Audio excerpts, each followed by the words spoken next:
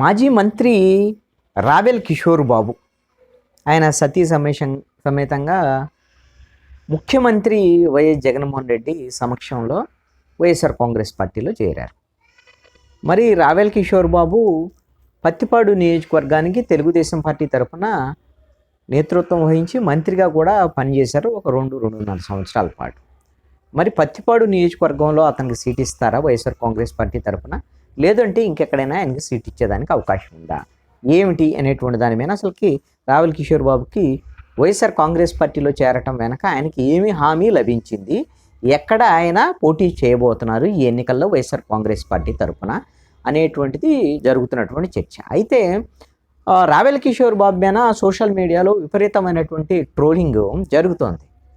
ఆంధ్ర గయారాం రావెల్ కిషోర్ బాబు అంటూ 5 ఏళ్లలో 5 పార్టీలు మారినటువంటి ఇలాంటి నేత గతంలో ఎవరూ లేరు అనేటువంటి విధంగా కూడా చర్చ జరుగుతున్నటువంటి పరిస్థితి ఉంది. ఈ తక్కువ సమయంలో ఆయన తెలుగుదేశం పార్టీ నుంచి జనసేన నుంచి బీజేపీ నుంచి బీఆర్ఎస్ నుంచి ఇప్పుడు వైసీపీ, ఈ విధంగా ఇంత స్పీడ్గా పార్టీలు మారేటువంటి పరిస్థితి గతంలో గయారాం గురించి చెప్పుకునేటువంటి వాళ్ళు కదా. తరచూ ఒక పార్టీ నుంచి ఉదయం ఒక పార్టీ, మధ్యాహ్నం ఒక పార్టీ, సాయంత్రం ఒక పార్టీ. అప్పుడు అలా మారారట వాళ్ళు నిజమైనటువంటి అప్పుడు రాజకీయ నేతలే. అందుకని అలాగే ఎవరైనా మారేటువంటి వాళ్ళు ఉంటే ఆ విధంగా గయారాం కింద వాళ్ళు ప్రస్తావన చేసేదానికి అవకాశం ఉంటుందన్నమాట. అందుకని ఇప్పుడు ఆంధ్ర గయారాం అంటూ రావెల్ కిషోర్ బాబు ప్రస్తావన చేస్తారు. రావెల్ కిషోర్ బాబు 2014 ఎన్నికల సమయంలో తెలుగుదేశం పార్టీలో చేరారు. తెలుగుదేశం పార్టీ పత్తిపాడు నుంచి ఆయనకి రిటైర్డ్ ఐఆర్ఎస్ ఆఫీసరు. అందుకని గతంలో బీఎస్పీలో కూడా ఆయన పనిచేశారు. మాన్యశ్రీ కాన్షీరామ్కు చాలా దగ్గరగా ఉన్నటువంటి నాయకుడు. కొన్ని మీటింగ్స్ అవన్నీ కూడా కండక్ట్ చేసినటువంటి చరిత్ర ఉంది. అందుకని రావెల్ కిషోర్ బాబుకి అవకాశం ఇచ్చారు. రావెల్ కిషోర్ బాబుకి అవకాశం ఇస్తే పత్తిపాడు నియోజకవర్గంలో గెలిచిన తర్వాత మంత్రి అయ్యారు. కొంత బాగా వర్క్ చేసేటువంటి క్రమంలో ఆ లోకల్గా ఉండేటువంటి లీడర్లకి, అదేవిధంగా తెలుగుదేశం పార్టీలో నాయకత్వం వహించేటువంటి కమ్మ సామాజిక వర్గానికి సంబంధించిన కొంతమంది లీడర్లతో ఆయనకు వచ్చినటువంటి విభేదాలు, ఈ కారణంగా ఆయన్ని తెలుగుదేశం పార్టీ కొంత మంత్రి పదవి నుంచి పక్కన పెట్టడం, ఆ తర్వాత నక్కా ఆనందబాబుకి మంత్రి పదవి ఇవ్వటం, ఇవన్నిటి మీద ఆయన మనస్తాపం చెంది పార్టీ నుంచి బయటకు వచ్చేసాడు. తెలుగుదేశం పార్టీకి రాజీనామా చేసి అందరికీ తెలిసిందే. ఆ తర్వాత జనసేన పార్టీలో చేరారు. జనసేన పార్టీలో కొన్నాళ్ళు తిరిగారు యాక్టివ్గా. అదే పత్తిపాడు నియోజకవర్గంలోనే తిరిగారు. ఎందుకంటే పత్తిపాడు నియోజకవర్గంలో కాపు సామాజిక వర్గం అత్యధికంగానే ఉండేటువంటి నియోజకవర్గం. అయితే బహుశా 2019 ఎన్నికల్లో జనసేన తరఫున పోటీ చేశారు. ఓడిపోయిన ఆయన జనసేన విడిగా పోటీ చేయటం అనేటువంటి దాని మీద ఆయన కాపులు అధికంగా ఉన్నప్పటికీ కూడా 2019 ఎన్నికల్లో కాపులు లక్ష్యం ఏమిటి, పవన్ కళ్యాణ్ ఇచ్చినటువంటి పిలుపుకు అనుగుణంగా తెలుగుదేశం పార్టీని ఓడించడం లక్ష్యం. తెలుగుదేశం పార్టీని ఓడించాలంటే జనసేన ఓట్లు వేస్తే కుదరదు కదా, వైఎస్ఆర్ కాంగ్రెస్ పార్టీకి ఓటిస్తే తెలుగుదేశం పార్టీని ఓడించవచ్చు అనే లక్ష్యంతో అందరూ కూడా కాపులు కూడా వైఎస్ఆర్ కాంగ్రెస్ పార్టీకి ఓటేశారు. అందుకని ఆయన జనసేన తరపున ఓడిపోయారు. తర్వాత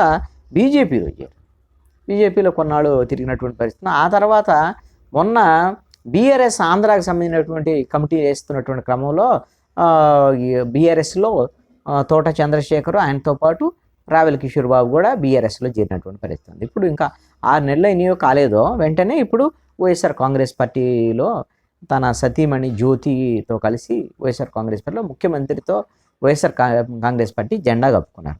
వాస్తవంగా అయితే వీళ్ళ రాజకీయ ప్రవేశం జరిగింది 2009లో. 2014లో అయితే రావెల్ కిషోర్ బాబు నేరుగా పోటీ చేశాడు. కానీ 2009లో రావెల్ కిషోర్ బాబు సతీమణి జ్యోతి ప్రజారాజ్యం పార్టీ తరపున తాటికొండ నియోజకవర్గం నుంచి పోటీ చేశారు. అప్పుడే రాజకీయ ప్రవేశం ఇండైరెక్ట్గా వాళ్ళు తన సతీమణి ద్వారాగా చేశారు. అప్పుడు ఆయన ఇంకా సర్వీసులోనే ఉన్నట్టున్నారు. అప్పటికి ఆయన రిజైన్ చేయలేదు.